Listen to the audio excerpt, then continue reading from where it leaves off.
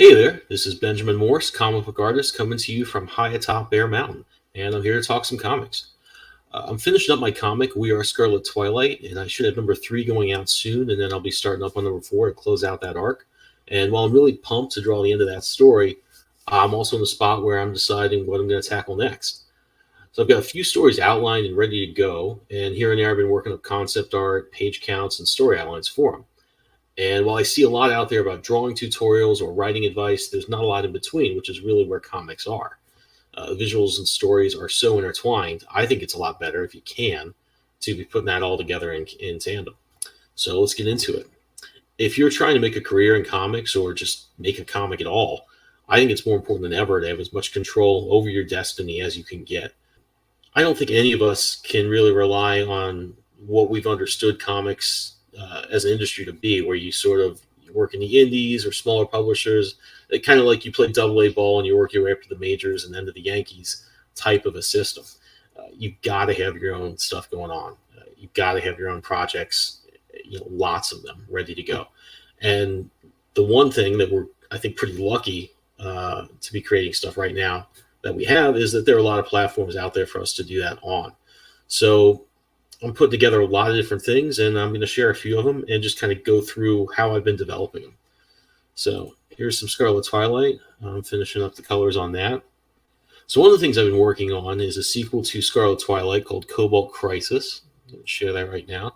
Did a video where I was developing some logo looks for this. I refined it a bit further and have a whole trade dress, and just have the cover for Scarlet Twilight number 3 in there for placement, because everything's going to look different with real artwork behind it. But I got this to where I'm pretty happy with it. And in addition to that, I've been working up story notes. I kind of had a rough outline that I wrote, and from there I just take something like that and put a whole Excel sheet together. Generally what I do after that is, blur this out a little bit, but this is Scarlet Twilight number 4. I'll just take all the scenes I think should be in an issue, put the page count over here on the left, and make it auto something, so I keep adding and subtracting until I get whatever page count I want, in this case 22. And so, when I set this up, these are really drilled down, this scene, that scene sort of stuff. I would sit there and say, oh, I'd like this to be 3 pages, realize that pushes me over the total. So I was kind of trading scenes back and forth as far as how many pages each of them would get. So that's kind of how I break things down. From this point, I'd go into layouts. And just to show you an example of that, this is for a different project I've been working up. I also showed some stuff for this. It's called Helios Pact, and it's kind of a science fiction story. This is the one where I was using the AI stuff to come up with some directions for the costumes and uniforms. And I've been working up some concept art for that as well. All right, so Helios Pact is this is kind of a rough page. It is the first scene of the book, but it's kind of functioning as concept art right now. How I'm going to handle the backgrounds, how I'm going to shade things, I'm going to color them, what sort of elements I'm going to use, and that's kind of what I've been doing here when I can. And in addition to that, I've been using InDesign to come up with some other concept art I've thrown together, which is some stock models, but and you may recognize this page here. It's the same thing. So this is the next step after that Excel sheet I showed you where I'm trading pages back and forth. I'll generally go in and do sketches like this and letter on top of them. And you'll notice this is the same layout as the page I was just showing you. And it goes through the story here for the next 10 or 12 pages. And the cool thing about that is it's really easy, I think, to get lost in concept art, explorations, because it's a lot of fun. You generate a lot of cool looking stuff. But I think given that, especially if you're doing things yourself, it takes so long to make a comic. I really try to focus everything I'm doing to make sure it's going to end up on the page. So the nice thing about having all these layouts roughed in is I know what I need. I don't need to come up with concept art for every single thing I might come across. I know I'm just shooting for these scenes, these characters, these environments. I'm not just leaving this broad thing open where it could be anything in the world. So that's something I find really helpful. And if you look at everything I've shown you so far, it's really like get down to the basics, figure out exactly what you need, make sure you just focus on that. Because that's, to take the old Alex Toth saying where he says, boil things down to the absolute minimum, and then draw the hell out of it. I kind of try to take that approach in the art, but also to everything else. I could spend years developing stuff, and kind of have. In fact, the sequel to August's Purgatory Underground takes place when he's much older. I've actually drawn an issue of this comic years ago. I'm not crazy about it now, looking back. But there's a lot of work been done on this that I probably won't completely end up using. And it's nice to have. It's kind of a rough draft, but this represents a lot of wasted time, I think, that I could have been doing something a little more focused and a little less open-ended.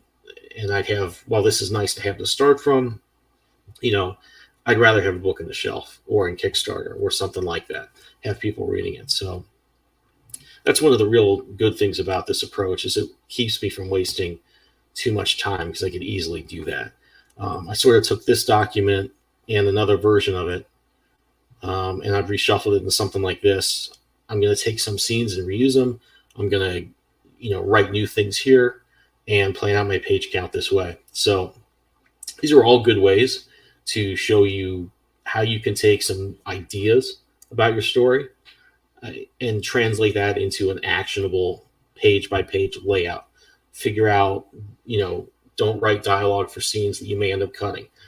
Save that inspiration and energy for what you're going to need. And I think this approach, going from your Excel sheet or something like it, where you just have scenes written down, to something like this, where you're just figuring out, okay, I got so many pages, I'm going to do this here, this there. Taking that right into a rough layout like this really keeps you focused on what you need to focus on. I'm not going to be designing every costume under the sun. I know I need these characters in this scene. I know I need these guys I'm going to have here. I know I'm going to need this guy. I know I'm going to need this hallway, which is what you see here. That keeps you from going down too many rabbit holes. Because again, comics take so long to produce, especially if you're doing it by yourself. And you got to keep focused, I think. If you're interested in stuff you're seeing here, please keep checking back. I'm going to be just kind of following through my process and artwork and stuff as I'm developing these stories and starting on them. So keep checking them back here. When some campaigns are live, you'll be the first to know. Also, I've got my story, August Purgatory Underground, coming out from Red 5 Comics. That should be in shops now. I think number 4 is available to order. I'm sure you can get the other issues. Just go to your local comic shop and ask them if they can order it from Red 5 Comics. I'm going to leave you with the trailer for August Purgatory Underground. And thanks for checking out the channel. Come in, Captain August. If you've managed to infiltrate that rebel fortress on the Martian surface, you must destroy it, or Earth is doomed! The whole system's locked down. Nothing works. Wait, the targeting system's accessible. If we can't stop it, at least we can change the target.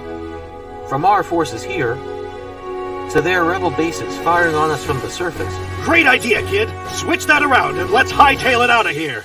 Locking in new target. Now!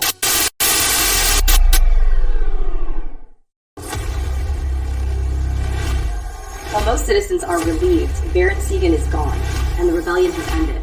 Many feel Captain August is a war criminal who should answer for the destruction of Mars.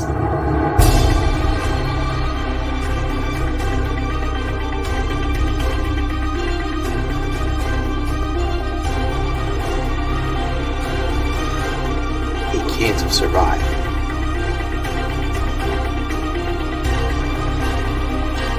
Once they take what they need, they're gonna wipe us out.